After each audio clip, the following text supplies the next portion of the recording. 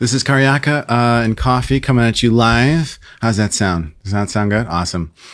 I bumped the mic before getting into this Chewbacca outfit.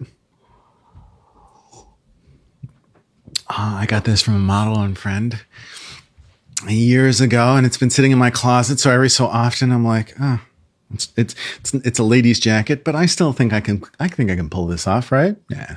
He's giving me the nod, Justin. Anyway, so question that came up, and this is a great one for episode 9, is differences like why shoot in the street versus why shoot in the studio. And if you've seen my work, I do both.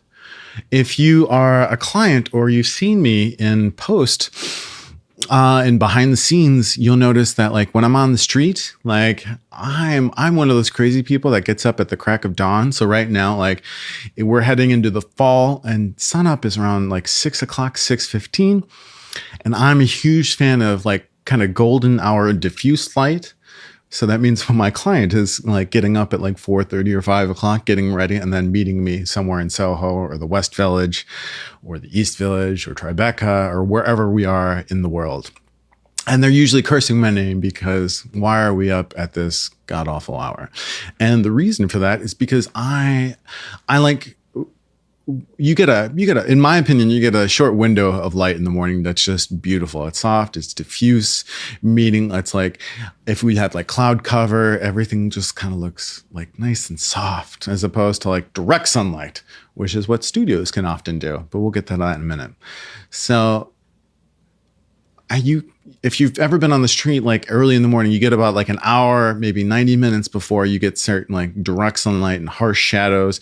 And suddenly like the shadows are like they're super long. And then as the sun hits its zenith, like the top of, directly above, then you've got all these direct sunlight, the sun's coming down. It's giving you bags underneath your eyes. And we all know how much fun that is in a photograph. And I've been there where like that's the only time we have to make that work. And then you're retouching bangs underneath people's eyes unless you're me and you're like, let's get the sunglasses out. Can we do the sunglasses? Because then everything looks just bright and direct light and high contrast, but your face doesn't look fantastic. So that being said is when you're outside on the street, there's less control, but you get the elements of the area in which you're photographing. And, if you have an assistant, you're bouncing a little bit of light. So even if you are in harsh lighting conditions, you can kind of bounce light in the face, or you can use a mobile lighting setup, strobes to pop all that stuff. Me personally, I kind of like using this coat is hot.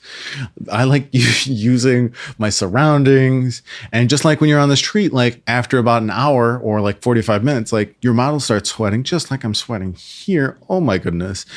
Or, you're dealing with cars coming at you. You're dealing with like, oh, we parked illegally, I'm getting a ticket. Or in some cases where my models have gotten towed, that's a story for another time.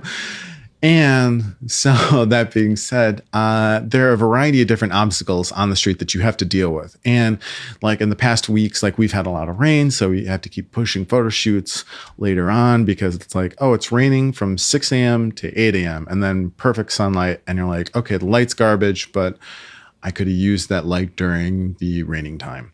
So as opposed to being in the studio, I'm taking this thing off. I am sweating. Oh my goodness. You get to watch me strip on camera. Here we go. Oh, and look at this lovely lining that is in the inside of this. Holy cow, is that hot?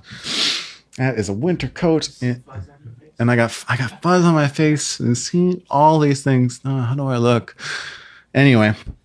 So that being said is when you're in the studio, just like taking off this jacket, I'm a huge fan of control. If I can control the vision, I am eating this. Oh my goodness. This is our best coffee and Karjaka ever. It's like, I can feel it. It's not getting away. That being said, in the studio, you can control your light, your subject. You have a lot more options, but it's also a very focused environment. You've got hot lights. Everything's just kind of around you. You've seen photo shoots before or sets or behind the scenes. Like there's usually stands and like, okay, I like to have like some music and I have a computer and a couple assistants and maybe a hair and makeup gal or stylist. On the street, you're not on top of one another. Or in a large studio, you like, it may be a large studio, but you're still kind of, everybody's like sitting here and tweaking. And then me personally, I like being in the studio just because if I had a stylist here with me right now, she'd be like brushing me off. In the studio, I like having control of the light. I don't like having to worry about what the sun is doing as it hits its zenith or if it's coming down in a sunset, which a lot of people do and I hate doing. In the studio, it's like, okay, I can create similar kind of light with the background or whatever. If I'm in some luxury apartment and we're doing with chairs and paintings and all this stuff in the background, I can control how the light's going to work. But I find that that has its own set of problems, like because you've got a model, you've got a client that's sitting there and there's a lot of waiting, as opposed to when you're on the street, whatever the street's doing, you're doing. You got to run with that. You've got to hit the ground running. Do I like this? Do I not like that? You've got to keep your audience engaged, excited. In the studio, it's just kind of a lot of like, and we're sitting, oh, the photographer wants to adjust this, or the assistant's moving this light a little bit this way, or you've got hair and makeup. I'm going to take this, I'm going to move this over here and do all this. And if you're working with me, I sometimes have this fantastic tech, which I'm working on, which is like, I will then be like, I'll start talking to myself, like on set, be like, why did I do it that way? Oh, why can't this go? Bah, bah, bah, bah. And I start talking to myself like some crazy person. You're like, are you talking to me? And I'm like, no, I'm talking my way through it. And then suddenly the photograph comes together and it's like, oh, bam. But for a minute there, I look kind of like, why can I just stay? So anyway, there are a variety of different obstacles in both scenarios, but that's just a quick overview of differences. Like basically, from my perspective as a commercial portrait photographer, I like it's a matter of control and what the light's doing. In the studio, I have a lot of control, but it takes a lot of time to build. And sometimes you just don't have a lot of time to build. You have to either have it pre-built before the client comes in, or you have to build and have the client on set.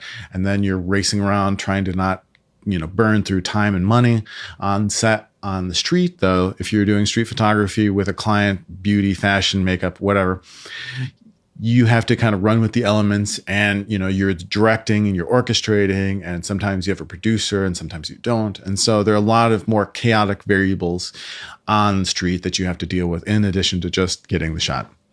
So anyway, that's me and a stripped down version, literally, of what two differences are from all of us here at Karjaka.